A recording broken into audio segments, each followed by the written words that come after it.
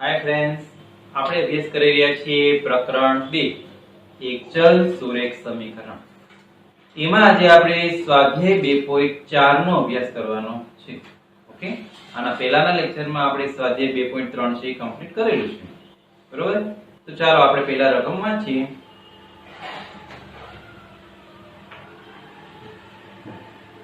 અમીના એક સંખ્યા ધારે છે તે આ સંખ્યામાંથી 5/2 બાદ કરી અને મળેલ પરિણામને 8 વડે ગુણાકાર કરે છે. અમીના છે એ એક સંખ્યા ધારે છે અને ધારેલી સંખ્યામાંથી 5/2 બાદ કરે છે અને બાદ કરીને જે પરિણામ મળે છે એને ફરી પાછો 8 વડે ગુણાકાર મળે છે. 8 વડે ગુણાકાર કરે છે. 8 વડે ગુણાકાર કરતા શું મળે છે? ત્યાં લખેલું છે કે જો મળેલ નવું પરિણામ છે એ ધારેલ સંખ્યાનું 3 ગણું હોય તો અમીનાએ ધારેલી સંખ્યા શોધો. ઈ જે પરિણામ મળે છે ઈ સૌથી પહેલા જે ધારેલી સંખ્યા છે એના 3 ગણી સંખ્યા મળે છે. ઓકે, તો એની ધારેલી સંખ્યા કઈ હશે એ આપણે અહીંયા શોધવાનું છે. તો સૌથી પહેલા તો આપણે ધારશું કે અમીના છે કઈ સંખ્યા હશે. તો આપણે લખીએ, ધારો કે અમીનાએ ધારેલ સંખ્યા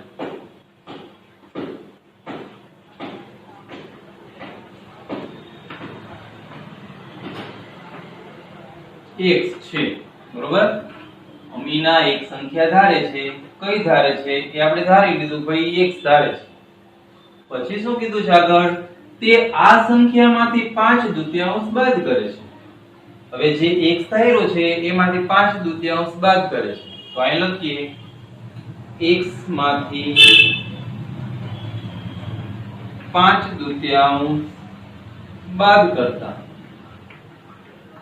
x માંથી 5/2 બાદ કરો તો શું મળે? તો કે x - 5/2. બરોબર? એની બાદબાકી નથી, શક્ય નથી, તો x - 5/2 લખવાનું. પછી આગળ બાદ કરીને જે પરિણામ મળે છે એ પરિણામને 8 વડે ગુણાકાર કરે છે. હવે આ પરિણામને ફરીથી પાછો 8 વડે ગુણાકાર કરે છે.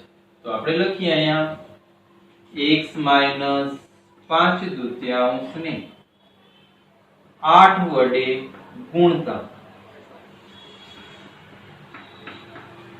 શું મળશે? તો કે 8 - 5/2.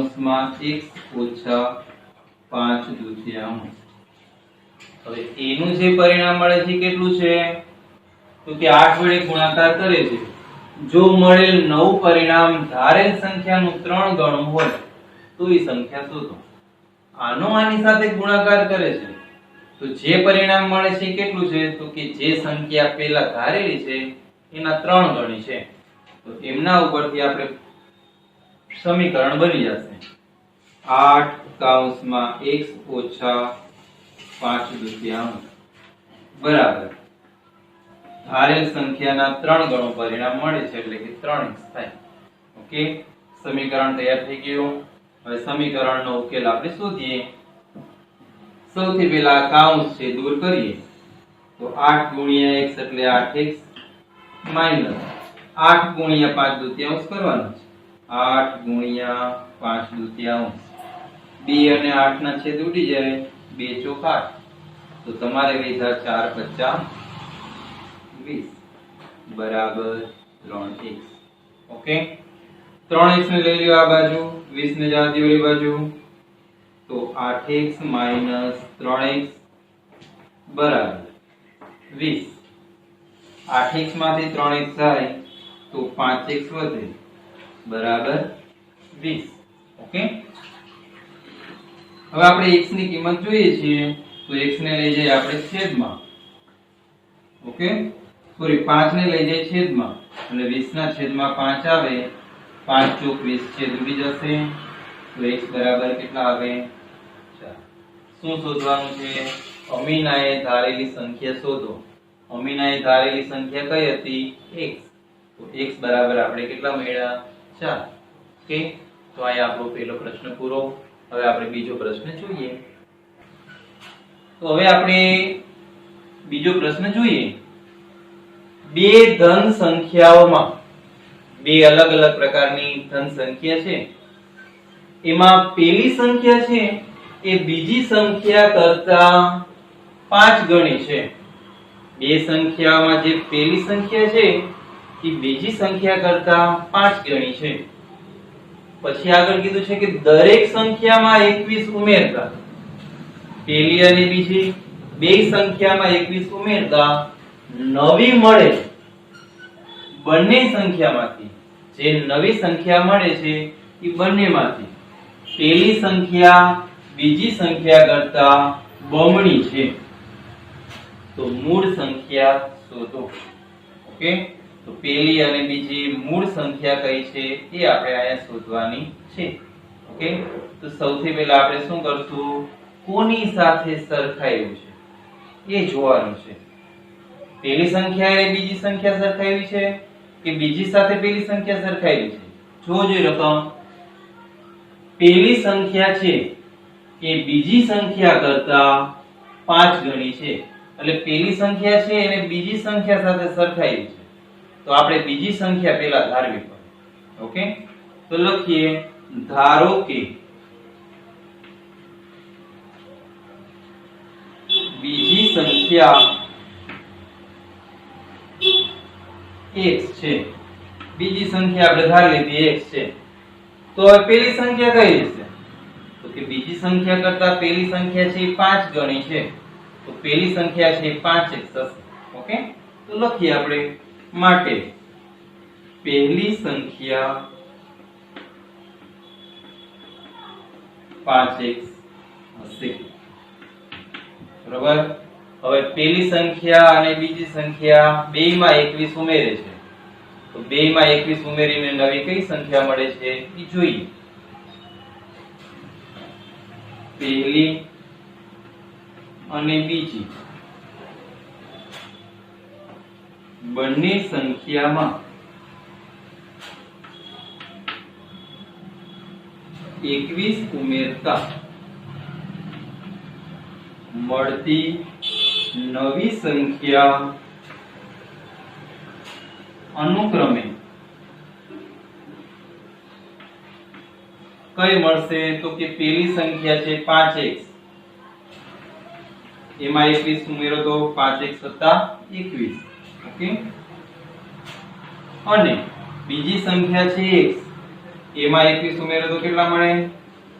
x + 21. ઓકે, હવે આગળ પરિણામમાં શું કહે છે? તો બંને સંખ્યામાંથી પેલી સંખ્યા બીજી સંખ્યા કરતા બમણી છે. પેલી સંખ્યા જે છે એ બીજી સંખ્યા કરતા બમણી છે, એટલે આપણું સમીકરણ આવું બને, માટે 5x + 21. આ કઈ સંખ્યા છે? પેલી સંખ્યા. એ કેટલી છે? તો કે આ બીજી સંખ્યા જે છે x + 21 એના કરતા બમણી છે. બમણી એટલે કે 2 ગણી. તો આપણે આગળ 2 મૂકી દઈએ. બરાબર, આપણું સમીકરણ કમ્પ્લીટ થઈ ગયું. હવે આપણે સાદું રૂપ આપી અને બંને સંખ્યા શોધશું.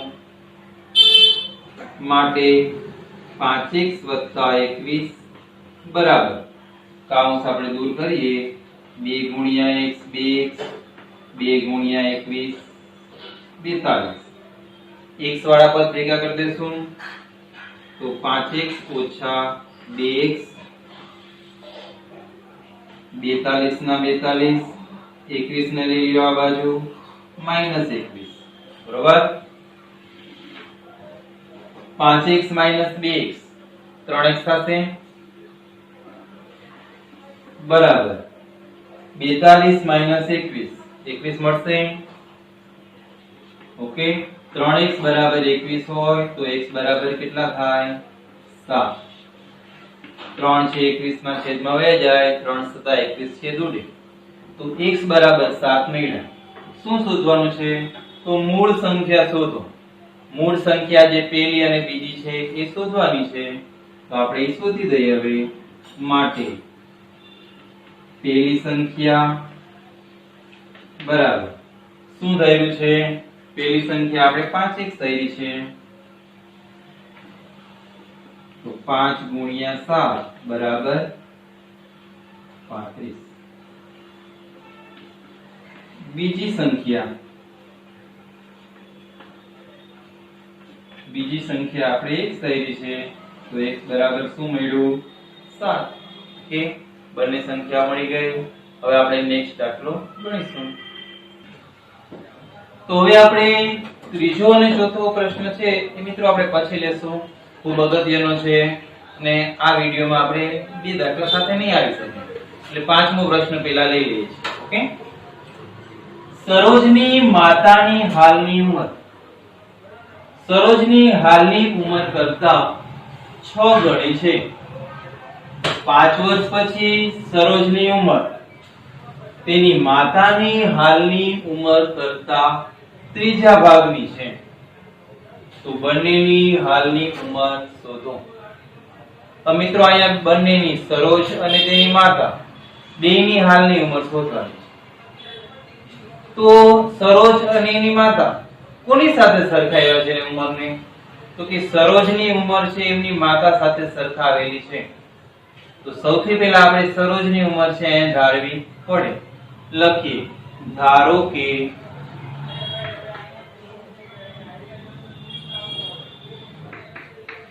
સરોજની હાલની ઉંમર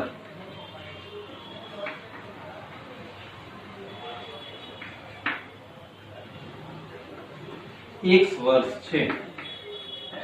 બરોબર, સરોજની ઉંમર હાલમાં x વર્ષ છે.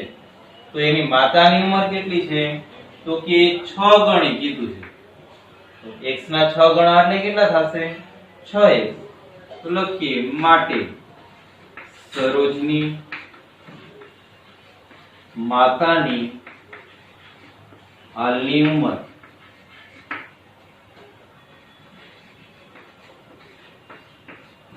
6x વર્ષ થાય. બરોબર, હવે આગળ રકમ વાંચીએ. 5 વર્ષ પછી સરોજની ઉંમર, માત્ર સરોજને જ કીધું છે. 5 વર્ષ પછી 5 વર્ષ પછી સરોજની ઉંમર તેની માતાની, એની માતાની તો હાલની કીધી એટલે બેયની 5 વર્ષ પછીના શોધવાની. આ શબ્દ છે ખૂબ જ મહત્વનો છે. બરોબર છે. તો સરોજની 5 વર્ષ પછીની ઉંમર કેટલી છે એ આપણે પહેલા શોધીએ. માટે સરોજની 5 વર્ષ પછીની ઉંમર બરાબર કેટલા થાય? તો કે સરોજની હાલમાં x વર્ષ છે તો 5 વર્ષ પછી એના x વત્તા 5 વર્ષ થાય. બરોબર, હવે આગળ આપણું સમીકરણ બનશે સરોજની ઉંમર તેની માતાની હાલની ઉંમર કરતા ત્રીજા ભાગની થશે. તો બંનેની હાલની ઉંમર શોધો. સરોજની હાલની ઉંમર જે છે એ કેટલી થશે? સરોજની હાલની ઉંમર એટલે કે 5 વર્ષ પછીની ઉંમર કેટલી થાય? તો કે x વત્તા 5. એ કેના બરાબર છે?